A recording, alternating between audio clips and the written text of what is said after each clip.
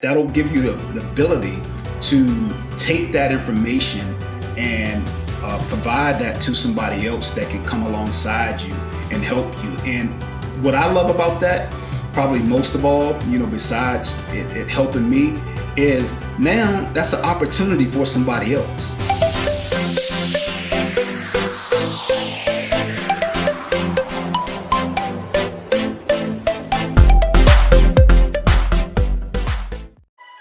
Getting off the transaction roller coaster for real estate agents, describe this. How do we do this, like in terms of, or I guess like what are some of the pitfalls maybe some agents aren't necessarily doing to kind of like take advantage or kind of to invest within the industry? Yeah. I think one of the biggest things with agents is, I've seen this a lot and I've heard it a lot.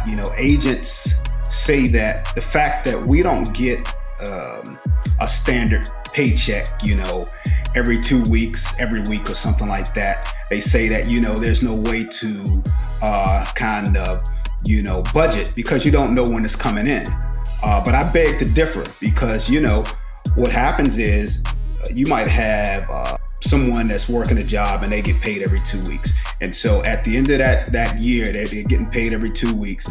And, about 26 weeks out of the year, they know what they're bringing home, right? So they can predict that. So they know they're going to get it every 2 weeks. Well, the main difference between, an employee like that and a real estate agent is we aren't getting it as frequently.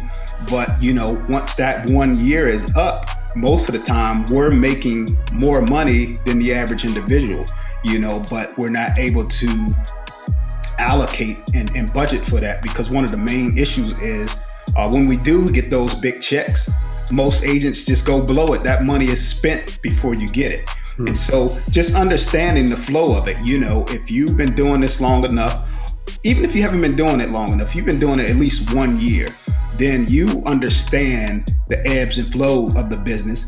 And it's just about having a little bit of discipline. So maybe like in our market here in North Carolina, the market pretty much booms, and right now it's booming at any time, but in general, it booms from about March, probably the end of February, really up until about July, right? And so it's those are going to be your peak months, right?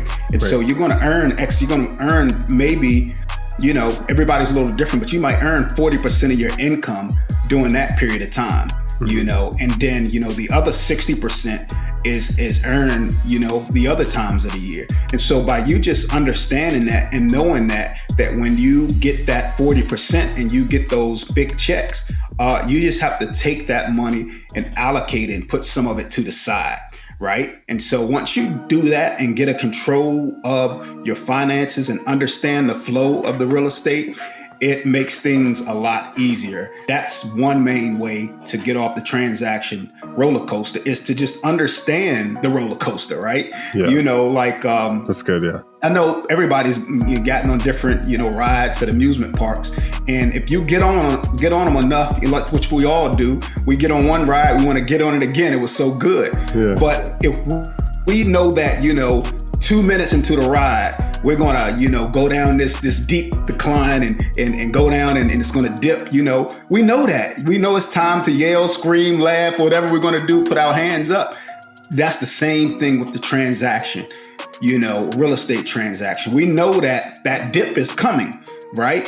So if we know that dip is coming, we know the ebbs and flows are coming. We just have to take that funds that we get during that time and set it aside, kind of like, like your mom tell you, a rainy day, you need kind of like a rainy day fund. And so that's the first step, is just understanding your business, understanding the ebb and flow of your real estate business, understanding when your funds are likely to come in, and then, just taking those funds and stretching them out over the 12-month period. Right. And so, it's just a matter of doing that. And so once you kind of get in that flow, you should know that I need X amount of dollars this time of year because it's going to be slower, like in the winter months, historically, it's usually slower. Recently it's been booming the whole time. But historically, it's normally slower in the winter for us here in North Carolina. So just knowing that, that's the biggest thing. Then I would say the second part is when you are doing that, once you get a hold of just the allocation and then just managing your finances and your expenses, that's the start. So just knowing your numbers, knowing your numbers and knowing your business. So that's a start. And then what really helps you get off the transaction roller coaster is now that you got your finances under control and you understand the ebbs and flow of your business, now you're better able to take that money and basically allocate it in other ways where it puts you in position to pursue other opportunities. So what I mean by that is now that you understand your ebb and flow and you're able to pay your bills on time and you're able to, put some money to the side. Well, that money that you put to the side, like with me, I started out by putting, 10% of every commission check to the side because I know I wanted to, and that's besides what else I was doing, but I put 10% to the side specifically for real estate investing. So every time I got a commission check, I paid myself 10% to the side, took 10% out of that, and I knew that was going to the real estate investing pot. And so, every time I got to a certain level, a certain point where I knew I could buy a property, and I know I had X amount of dollars available, I did that, so it was very intentional. So just knowing your numbers, having a plan, being intentional and executing that plan, that's kind of, sums it up. But initially you definitely got to understand what your numbers are and when that money is coming and going, and how you can kind of predict that, because we know if we slow down a little bit and pay attention, we know when that money is actually going to be coming in. For the most part, we got a good idea of that. Yeah, no, absolutely. I love the quote, you can always spend money faster than you can make it. Woo. And shout out to Johnny Depp who blew through like 100 million, and you're just like, how did you blow through 100 million? Like, but you can do it. You can do it. And that's a prime example. That's on a bigger scale, but that's a prime example. I know people who can manage on a little bit of money, so it's just about money management. If you understand how to manage a little bit, then you just transfer that into managing more. But you got to learn somewhere, and so I've seen it plenty of times. I've had a lot of clients who were high earners, and they didn't have any money in the bank, and then I've had clients who made a little bit of money, and they had money saved in the bank, and they had great credit and all that good stuff. So it's really just a matter of what you do with the funds that you get.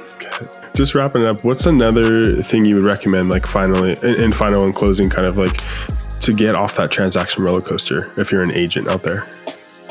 Yeah, so one thing that I would really recommend, which is hard for a lot of agents to do, especially in this market, but you have to carve out time for this, is working in our business, that we oftentimes don't work on our business. And so you'll hear me say things, which I've learned from a mentor of mine.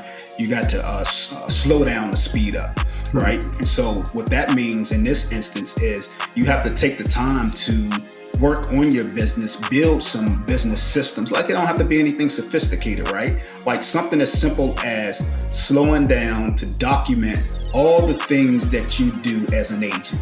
Like, people don't really realize it, agents realize it, and sometimes we don't necessarily realize all the things we do as a real estate agent, right? There are inspections, there are appraisals we got to order, there are people we have to follow up with, we got to negotiate offers, we have to return calls, we have to go to listing appointments, and that's just a handful. We probably do about 100 things in the real estate transaction, right? Yeah. And so if you could slow down and just simple as document that process, and then have someone that you can bring on your team that can handle those things and probably do a better job at it than you could, then the most important thing you could continue to do is just sell real estate, right?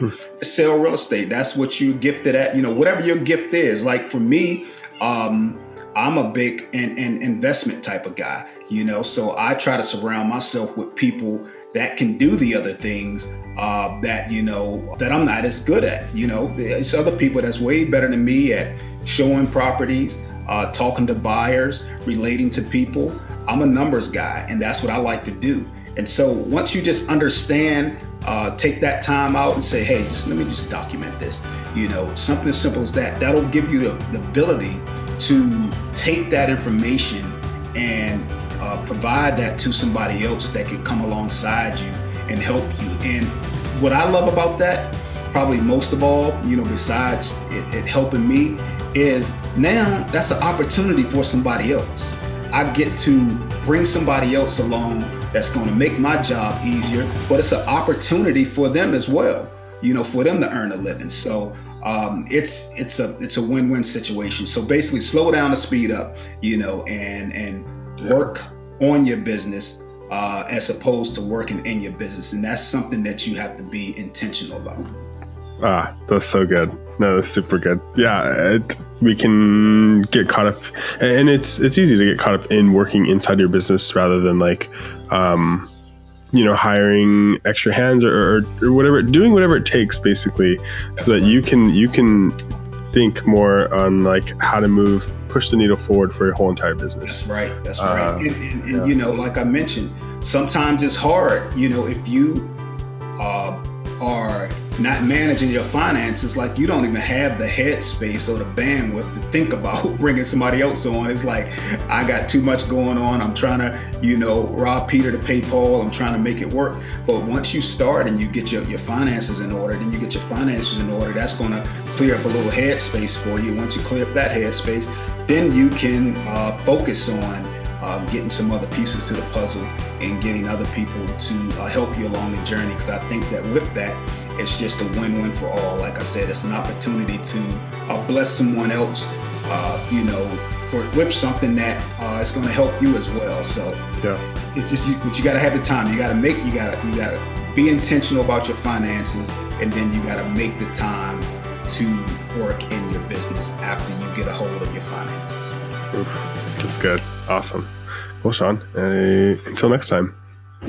Cool. Thank you, brother. I appreciate you. Look, and if you like this video and you got some massive good value out of it, definitely share and look at the next one and think about subscribing. Appreciate you.